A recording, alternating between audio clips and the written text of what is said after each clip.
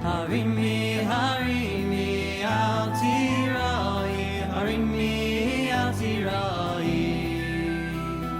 Imri le'arei Yehuda, hine Elokeichem. Harimi, harimi, al tirai. Continue Daas Tevunos. So this sefer is very methodical.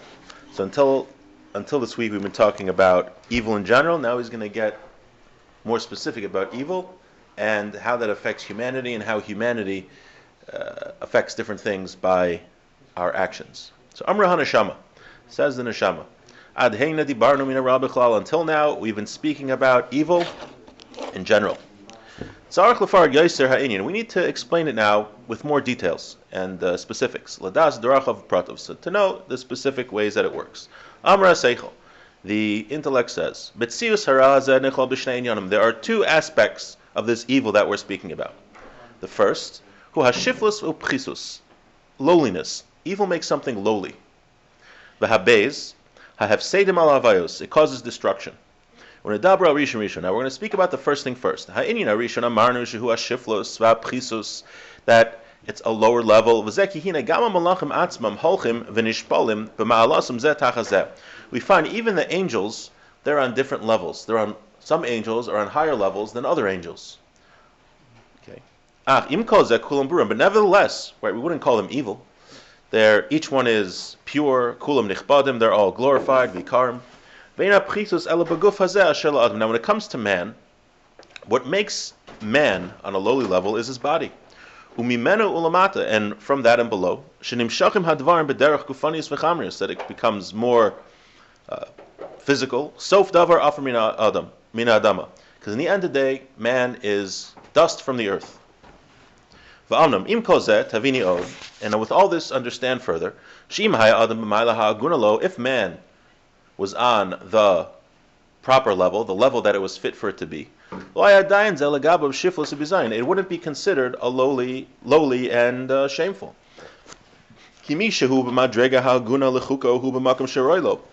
Somebody who is on the level that is appropriate for him, and is not on this lowly level,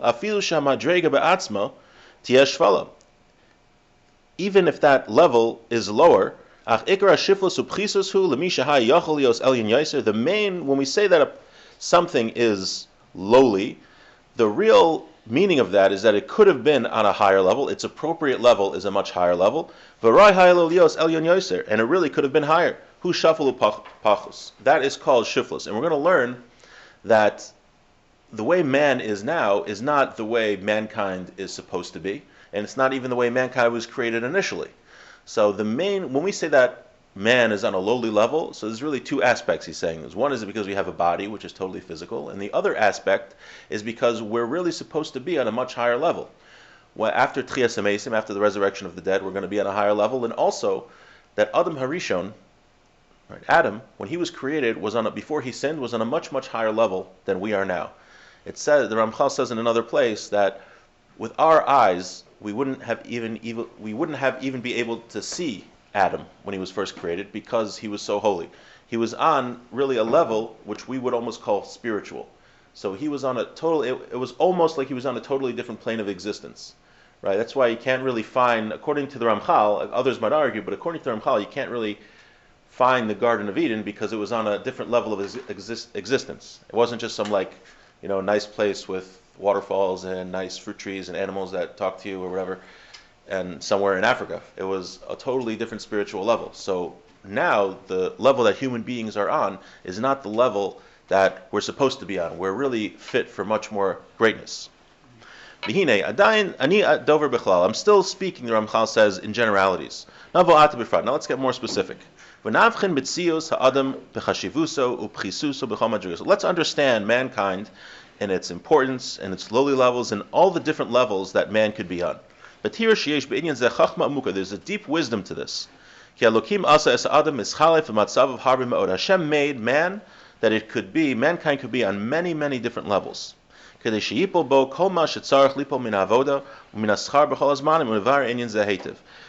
according to man's actions will differentiate what level he's on. And we're going to see now, even in our, what he's going to describe now, even in our existence now, you're going to have people that are on much, much higher levels than other people, as he's going to explain. Hine, ha'adam osem ma'asav. A human being does an action. U'lemaisim ha'ela yesh tolos. Now, every action has an effect. Ki mipnei hakononius shezacharnu nimsa shekol tnua ketana sheba'adam mena'as devarim rabim gedolim.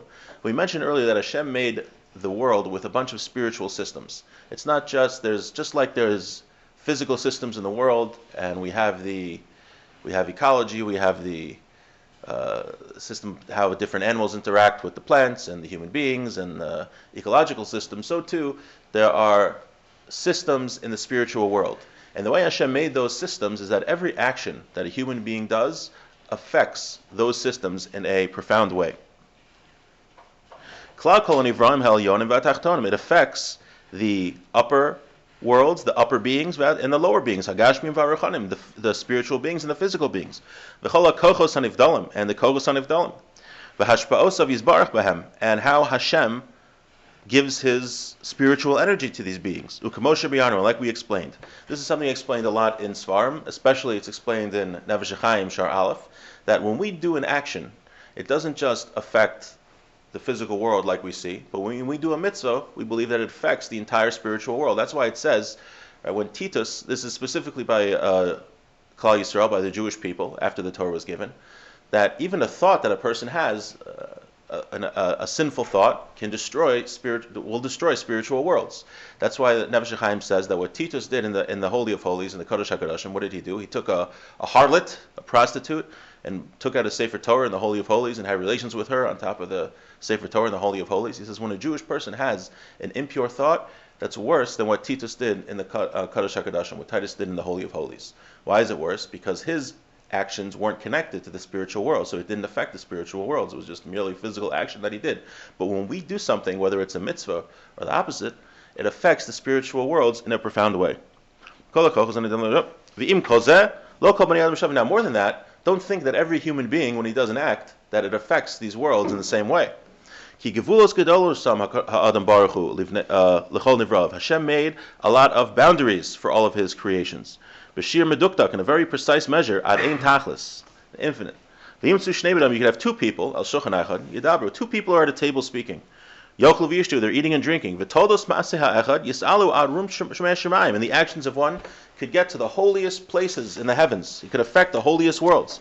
V'todos ma'aseh ha'echad lo yisalu, and it could be that the effects of the deeds of the other guy, who's also eating and drinking at the same table, they don't affect the upper worlds in such a profound way. V'lo karvlam, not even close. Vavi l'charai brui, so I'm going to bring you a clear proof for this. Yonasan ben Uziel, Yoshev v'lomed, he was a Tana, he was sitting and learning. What happened when he learned? Called Ofa Porech Alav Nisrav. Every bird that flew over his head would get burned up, would get set on fire. Now, and on the other hand, we have thousands and tens of thousands of people. It doesn't happen to them. And this is because of the one doing it. So Yonasan ben Uziel was a very, very holy person. We can't really perceive the holy level that he was on. So when he would study Torah, if a bird happened to fly over his head, it would burn up. I can tell you personally that's never happened to me, that I'm aware of. It could be that I learned inside, that's why, but if I would learn outside, maybe, you never know.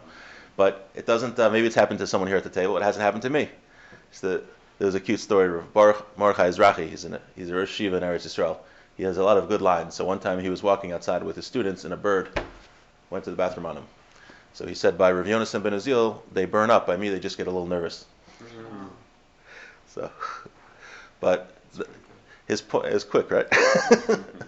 The point is that just two people can do a mitzvah, and you have a really righteous person doing a mitzvah, a tzaddik doing a mitzvah, and that affects the world in a much more profound way than somebody else. All the deeds that we do as being part of the Jewish people affect the spiritual worlds, but different people are on different levels. I just read a story last night in Rav Chaim Kanievsky's Sefer Orchos Yosher, and he talks about how Hashem deals with, this is kind of, this is related. Right? Here he's talking about how a tzaddik's actions will affect the upper worlds. Here he's talking about how Hashem deals with a tzaddik differently than everybody else. The Chemda Shlomo was trying to get, there was a couple, they were married, and the husband went off the derech. He wasn't religious anymore, and he wouldn't give his wife a get just out of spite. Even though he was remarried to a non-religious person, maybe a Christian lady, I don't know. But he wouldn't give his wife a get. No reason that he couldn't. So the Chemda Shlomo was trying for a very long time to make his wife give a get. So Rabbi Kiva Eger came to town, and I think the wife went to Rabbi Kiva Eger and said, the Chemda Shlomo has been trying to get me a get for many years. Maybe you could speak to my ex-husband. So he said, bring him to me. So eventually they convinced the guy to come. So he says to Rav Akiva Eiger says to the guy, he says, you have to give your wife a get. You're not. What do you have to lose by it? You're already gone. You're not part of the Jewish people. Just why do you have to destroy her life also? So I'm not giving her a get. So he says, you learned in the Cheder? You learned in yeshiva when you were a kid? He said, sure. So he said, you ever learned Kedushin? He said, yeah, I learned Kedushin. So he takes out a Gemara Kedushin. He says, read the first Mishnah. So the first Mishnah in Kedusha says the 3 ways that a person can marry a lady, and it says the way that a woman could acquire herself, the way she gets out of the marriage. There's 2 ways. It says the husband gives her a get or the husband dies. He's like, I'm letting you pick. What do you want? So he says, leave me alone, Rabbi. So he turns around to leave the house, and all of a sudden he faints as he's about to walk out of the house. I'm not sure if he had a heart attack, and then he fell down the stairs, and on the spot he's dead. And the wife could get remarried. So Hashem deals with tzaddikim, with righteous people, different than the rest of us. Okay. So that's how, because of who a person is, how his neshama affects the upper worlds. Umitzad hanifal, and according to what's being acted upon. Kachim yuchlichu, you could say it by kachim, holy foods. Shachilasa mitzvah rabba, to eat holy foods. Kachim, you eat the sacrifice in the temple. It's a very big mitzvah. Vachilos chula, now just eating regular food, like me drinking this Diet Coke, okay, that's not a great mitzvah. But you look at the 2 people. I'm eating a steak, and the Kohen here is eating korban in the temple. The actions look exactly the same. And more than that, a Kohen who eats like Darren, who would eat the sacrifice, he's doing a mitzvah. But if I would eat the sacrifice, I'd be liable for the death penalty, because I'm not a Kohen. So you have 2 people doing the same act. One, it could be a great mitzvah, and for the one, it could cause him to get the death penalty. More than this, ha-mitzvah atzman, even within mitzvahs, we find 2 people doing the same mitzvah could be different. Amr Chazal, the rabbis say, Gadol ha-mitzvah v'avos mi'she'ein mitzvah v'avos. Greater is the one who is commanded to do a mitzvah and does it versus someone who's not commanded.